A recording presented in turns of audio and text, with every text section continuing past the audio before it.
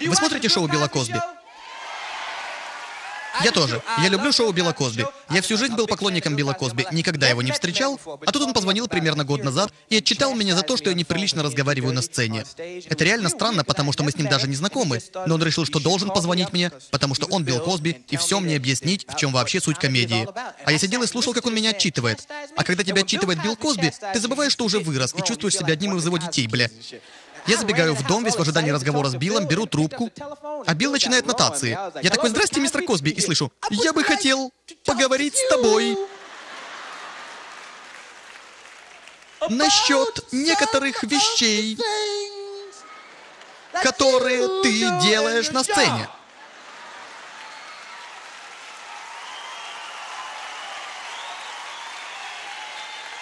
Так вот, я хочу рассказать тебе историю.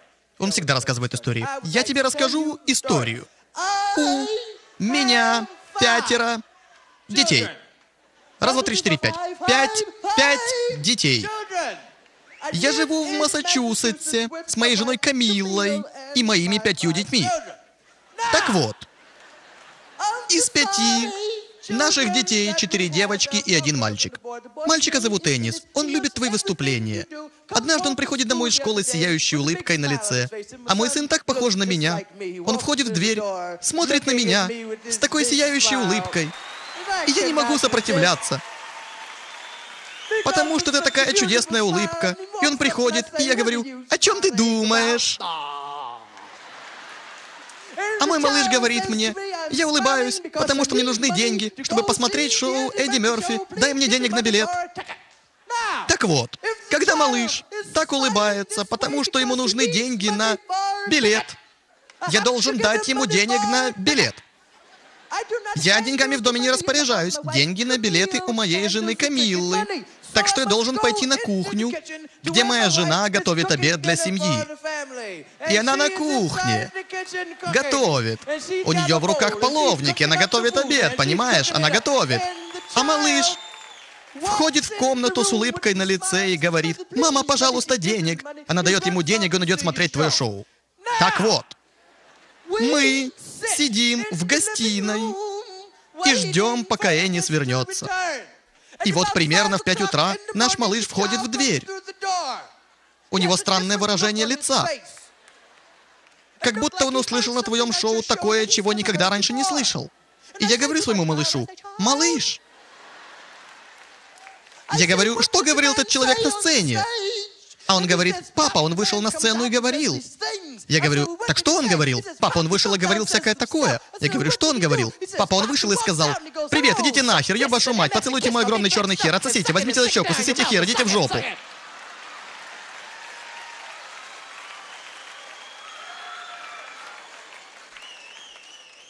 Ты не можешь говорить грязь, ругань, грязь перед публикой. А я говорю: никогда не говорил грязь, ругань, грязь. Ты знаешь, о чем я говорю. Я не могу пользоваться теми словами, которыми пользуешься ты, но ты знаешь, о чем я говорю, когда говорю грязь, ругань, грязь. Я говорю: никогда не говорил грязь, ругань, грязь. Я вообще не знаю, о чем ты говоришь. Хули ты звонил вообще, иди нахуй. Тут Билл разозлился и говорит: вот об этом я и говорю. Нельзя говорить хуй перед публикой. Но я тоже разозлился. Потому что он думает, что это все мое шоу. Типа я просто вышел из-за кулис, выматюкался и ушел. А я, между прочим, еще шутки между матами вставлять ухитряюсь. Нельзя сделать шоу из одних матов. Типа выйти и сказать: эй, зрители, пидор, блядь, хуй, пизда, ебаться, спокойной ночи. Спокойной ночи, идите нахуй, до свидания.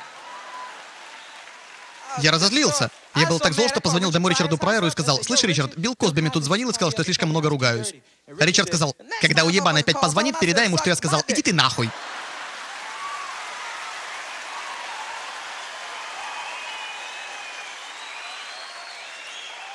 Мне похуй. Блять, если люди смеются, делай любую хуйню.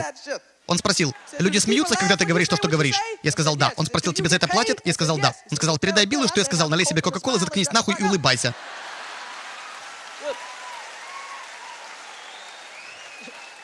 Мудак жирный. Ричард самый охуевший в шоу-бизнесе. Это из-за Ричарда я вообще решил заниматься комедией. Когда я был маленьким, я так хотел быть Ричардом Прайером, что я прокрадывался в подвал, ставил его альбомы, чтобы мама не слышала, и слушал эту херню. Я так хотел быть Ричардом, что начал выходить на сцену, когда мне было 15. И говорил, ходил, вел себя как Ричард Прайер. Моя мама там сидела и смотрела на своего 15-летнего сына, который такую херню нес. Тогда все мое выступление было про говно, потому что я больше ни о чем в 15 лет не знал.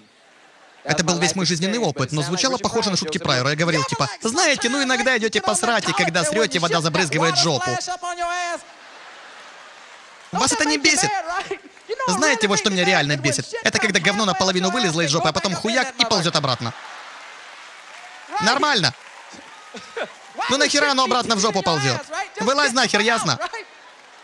И вот что меня еще бесит, так это когда усядешься так посрать основательно, да? И вылазит такая малюсенькая какашка.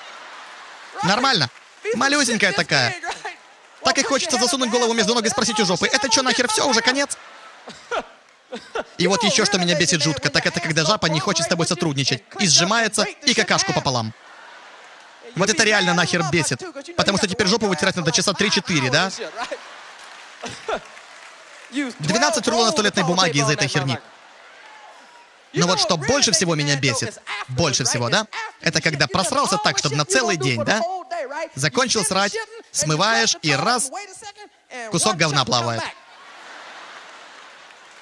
Чё ему надо? Чё он не смывается? Вот так выглядело мое выступление. Мама сидела просто в шоке. Если вы по-английски не очень понимаете, то номер не очень понятен. Понятно только говно, жопа, жопа нахер. Я встречаю много иностранцев отовсюду. Люди из других стран видели мои фильмы и приезжают в США, потому что Нью-Йорк — это город туристов. И они смотрят канал HBO, и они видят мои выступления. Они не говорят по-английски, но смотрят мои выступления и понимают только маты. Иностранцы со всех краев подходят ко мне и говорят: «Эдди Мерфи! Иди нахуй!»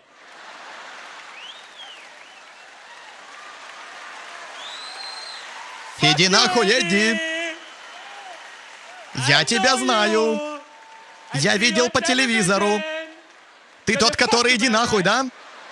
Обожаю! Соси мой хуй, а! Отсоси, педрила черный! Обожаю! Самый лучший пидорас! Иди нахуй!» Народ, я из дома боялся выходить.